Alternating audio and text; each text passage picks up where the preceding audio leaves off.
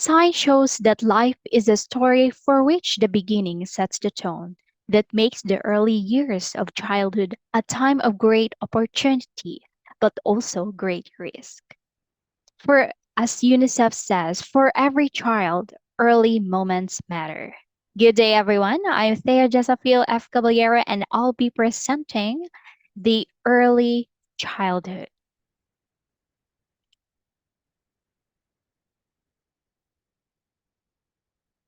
The purpose of early childhood education must be to activate the desire to learn from the child himself, as what Marceline Anderson says. Human beings are unique in that 90% of our human brain growth takes place outside the womb in the care of adults, almost all in the first 3 to 5 years of life. How is this most important period in an individual's life reflected in our cultures, societies, and educational systems? Let's find out. We have here pre primary education. Quality pre primary education is the foundation of a child's journey. Every stage of education that follows depends on its success. So it stands to reason then that quality childcare and preschool experiences during these formative years would have a significant lifelong effect for children and benefit society as a whole. Research bears this out. A longitudinal study over 40 years found that the children enrolled in a quality preschool program experienced fewer teen pregnancies and were more likely to graduate from high school, have a high paying job, and own their own home and car. A more recent long term study of children at Chicago's Child Parent Centers revealed a 29% higher high school graduation rate and a 42% lower arrest rate for a violent offense than their peers. They reach a higher level of education by age 35 and were more likely to earn a post secondary degree.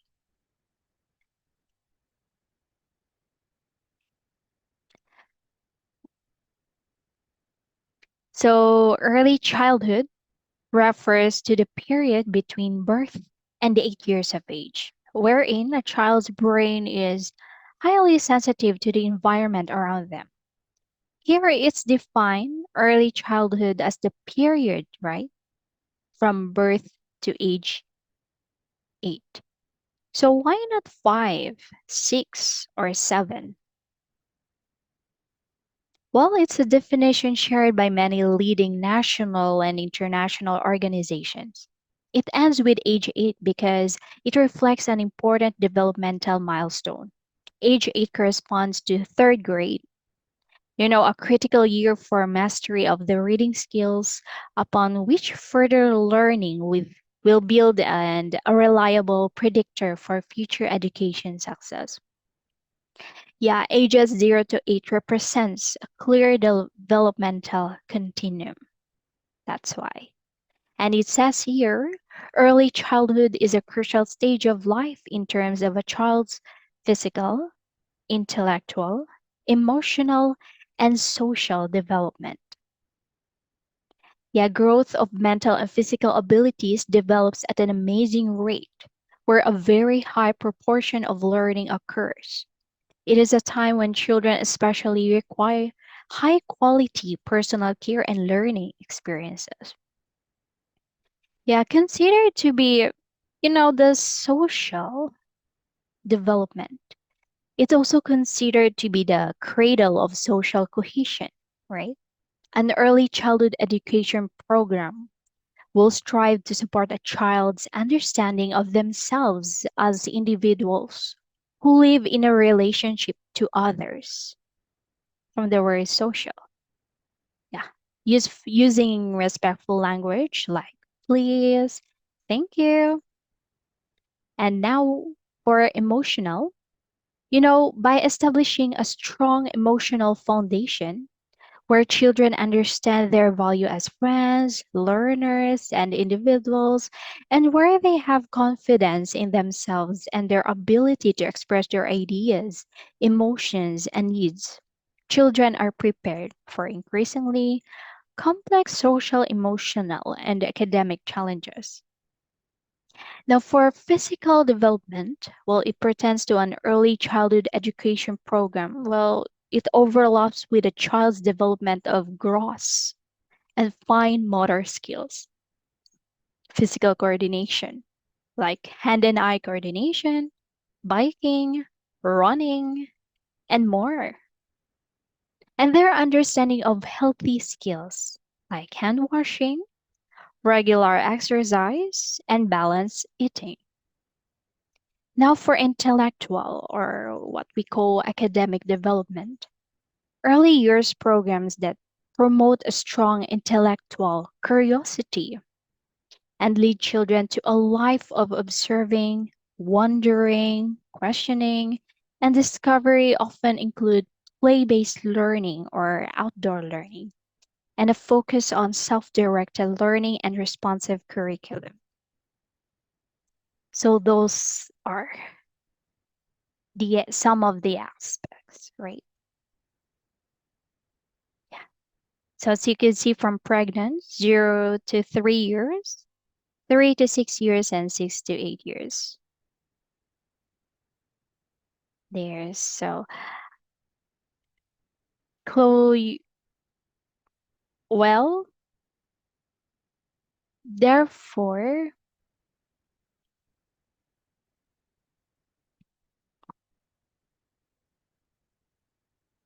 children's brains, children's brains are built moment by moment as they interact with their environments.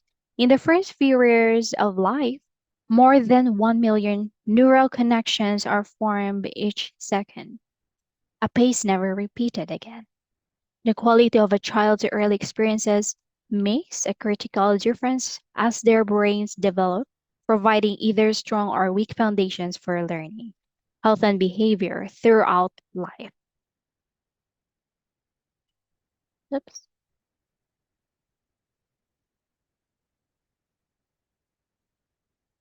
Next slide.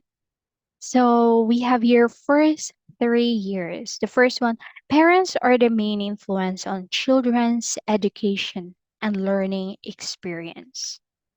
True, right? Highly true. Yeah.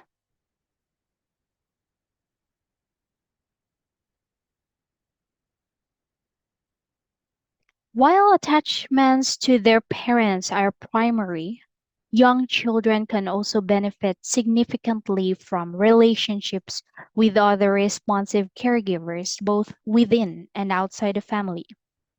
Close relationships with the other nurturing and reliably available adults do not interfere with the strength of a young child's primary relationship with his or her parents.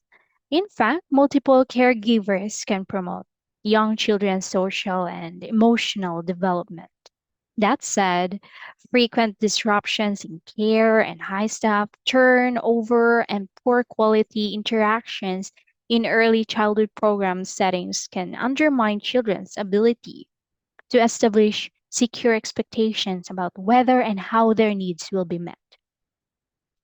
A great deal of brain architecture is shaped during the first 3 years after birth, but the window of opportunity for its development does not close on a child's third birthday. Far from it. Well, basic aspects of brain function, such as the ability to see and hear effectively, do depend critically on very early experiences, as do some aspects of emotional development.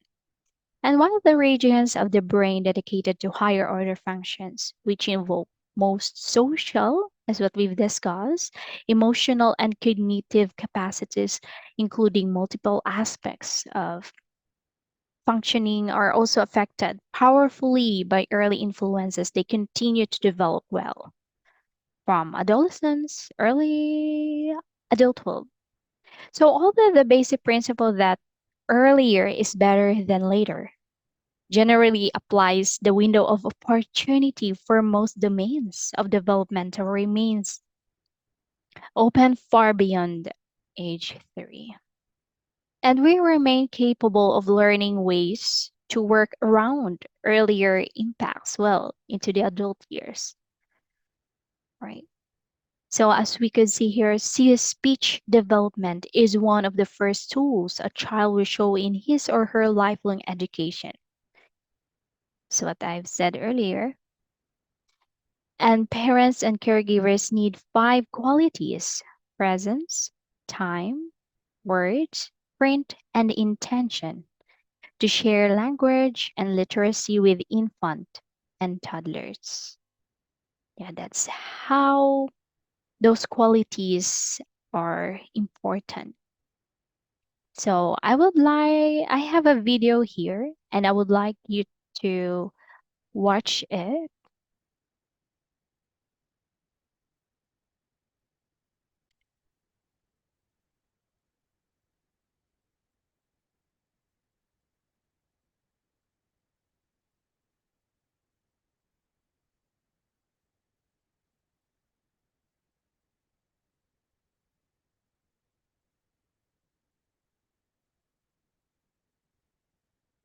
Social interaction. This young are extremely responsive to the emotions and the reactivity and the social interaction that they get from the world around them. This is something that we started studying 30, 40 years ago when people didn't think that infants could engage in social interaction. In the still face experiment, what the mother did was she sits down and she's playing with her baby There, who's the about a still year of face age. experiment. My girl. So let's Oh, And observe. she gives a greeting to the baby gives a greeting back to her. yeah. This baby starts pointing at different places in the world, and the mother's trying to engage her and play with her. They're working to coordinate their emotions and their intentions, what they want to do in the world. And that's really what the baby is used to. And then we ask the mother to not respond to the baby. The baby very quickly picks up on this. And then she uses all of her abilities to try and get the mother back. She smiles at the mother. She points because she's used to the mother looking where she points. The baby puts both hands up in front of her and says, "What's happening here?" She makes that screechy sound at the mother, like, "Come on, why aren't we doing this?"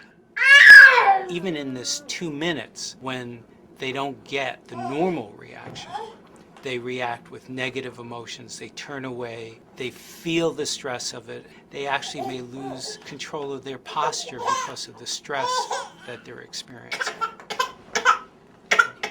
Okay. I'm here. And what are you doing? Oh, yes. Oh, what a big girl. It's a little like the good, the bad, and the ugly. The good is that normal stuff that goes on, that we all do with our kids. The bad is when something bad happens, but the infant can overcome it. After all, when you stop the still face, the mother and the baby start to play again. The ugly is when you don't give the child any chance to get back to the good. There's no reparation, and they're stuck in that really ugly situation. So in that video, right, we could see the importance of the language between a mom, between those parents and a child. Yeah. So it's really important to talk with them. You are there with them. You are supporting, right? Okay. So now we've known those importance. I'm going to highlight some of the following factors, especially in combination, that can statistically increase a child's risk level.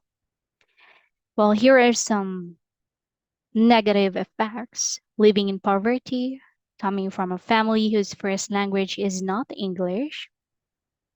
Third, having a mother who never completed high school, having a parent who is emotionally unstable, and exposure to violence either at home or in the community. So, those are some of the relationships with his or her parents, right? It could promote young children's social and emotional development if we were really focused on them. Okay, so severe neglect appears to be at least as great a threat to health and development as physical abuse, possibly even greater. When compared with children who have been victimized by overt physical maltreatment, young children who experience prolonged periods of neglect, as what the moms portrays, right?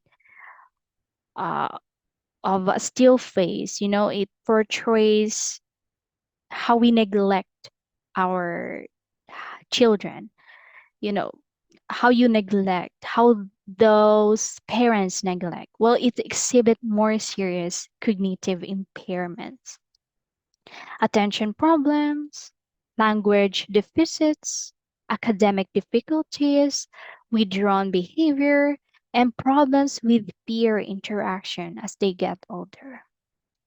So this suggests that sustained disruption of serve and return interactions in early relationships may be more damaging to the developing architecture of the brain than physical trauma. Yet it often receives less attention, right? Nowadays. Young children who have been exposed to adversity or violence do not invariably develop stress related disorders or grow up to be violent adults. Although children who have these experiences clearly are at greater risk for adverse impacts on, as what I've said, on brain development later, problems with aggression, well, they are not doomed to poor outcomes, right? Indeed, they can be helped substantially if reliable and nurturing relationships with supportive caregivers are established as soon as possible and appropriate treatments are provided as needed. So those are the sum of the risk. Babies this young.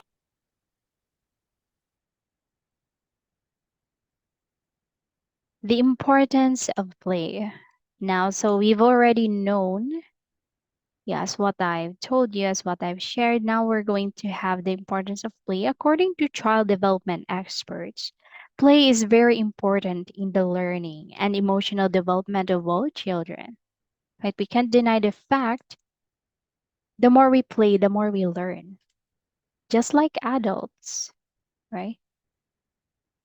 When we are engaged into games, not purely games, but related to the topic that we might learn, right? It would really immerse well, unlike when you're just reading on it. Yeah. Okay, so we have here play is multifaceted. It is a fun experience for the child while often contains many skills that can be learned at the same time. Multifaceted. So all your aspects, your physical, social, emotional, as what I've shared, will be developed. The play helps children learn relationships and social skills. Play helps children develop values and ethics. So let's learn more. What are those activities? And here are some. Functional play. So for functional play, the importance there is helping children to develop their motor and practice skills. Commonly played with stackable toys or objects, also can be filled with water or sand or playing outdoors. Water or simply is a valuable teaching tool and a favorite amongst preschool kids, making up about 50% of the play type of play practiced by toddlers through 3 years old. That's why all institutions right now were encouraged to have a play school, right? From those early years. Constructive play. So for constructive play, this characterizes by building or creating something, including toys like simple puzzles, building blocks, easy craft activities, and puzzles. Well, normally 4 or 5-year-old children continued enjoyable to the first and second graders. Up until now, I still enjoy it actually. Okay, hands and fingers. Hands and fingers are the best first art tools. Children tend to soon play with crayons, paintbrushes, chalks, etc. Playing dough for toddlers, shaping, rolling, or poking, helping them to develop creativity, thinking, reasoning, and problem solving skills. So, those are the benefits. And for the pretend play, allowing children to express themselves and moments in their lives. Children usually will transform themselves into someone or an object. Favorite play among preschool and kindergarten kids, helping them to process emotions and moments in their lives, practice social skills, learn values, develop language skills, and develop a rich imagination. So that includes those theater, right? And for the fifth one, we also have here playing games with definite structures or rules. Board games, simple card games, board games, and the like. Having specific rules that teach children about cooperation, mutual understanding, and logical thinking. Then for dominant until children enter elementary school. So those are some of the games, some of the rules that would really help them to enhance their cooperation skills, mutual understanding, and more, and so on. Like if for the playground, well, right? If you've noticed in a preschool setting, there always a playground. And for the playground, it requires a safe environment and a properly built or supervised materials, of course, so that to avoid such incidents. They include metal slides, enclosed tunnel slides, traditional seesaws, spring-mounted rocking toys, swings, and more. And for the preschool curriculum, so of the early age, of course, it includes preschool curriculum. Effective early education curriculum must be carefully structured, particularly in the following three elements. First, establishment for the different starting points from which children build their learning and development on what they can already do, what they are able to do already. Relevant and proper content, which suitable to different levels of young children's needs, because they do have different kinds of level, they have different kinds of talent. So we should also adjust accordingly to what they could be, that could they, what could they handle as of that moment, as of that age, because not all at that age they have the same level of understanding as well, right? Motor skills differs. Maybe some of the students they are great at motor skills, some are great at another skill, right? So we need to properly adjust accordingly to what to their suitable needs.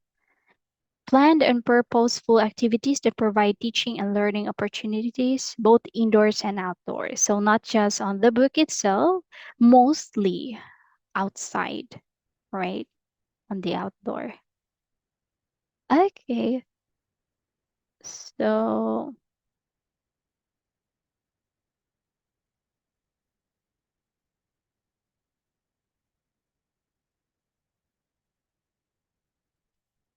For children to achieve their full potential, as is their human right, they need healthcare and nutrition, protection from harm and a sense of security, opportunities for early learning, and responsive caregiving, like talking, singing, and playing. Those are some with parents, right? And caregivers as well who love them. All of this is needed to nourish developing brains and fuel growing bodies. Millions of children are not receiving this nutrition. So that's why they end up exposed to violence, polluted environments, and extreme stress. So they miss out on opportunity to learn and deprive of developing their brains.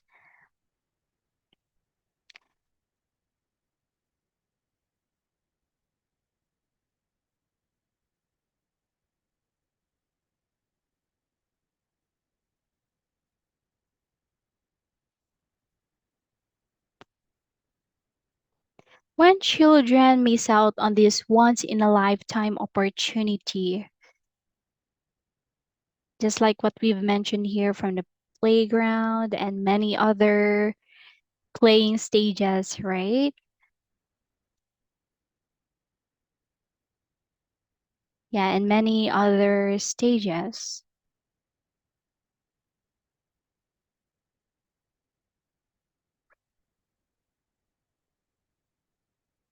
When children miss out on this once in a lifetime opportunity from the mentioned play that we've recently talked about, they pay the price in lost potential, dying before they have a chance to grow up, or going through life with poor physical and mental health, struggling to learn and later to earn a living. And we all pay the price. Failing to give children the best start in life perpetuates cycles of poverty and disadvantage that can span generations, undermining the strength and stability of our societies. Now that you understand the importance of ECD, or what we call early child development, this digs deeper into the science, including how early experiences and relationships impact and shape the circuitry of brain, and how exposure to toxic stress can weaken the architecture of the developing brain.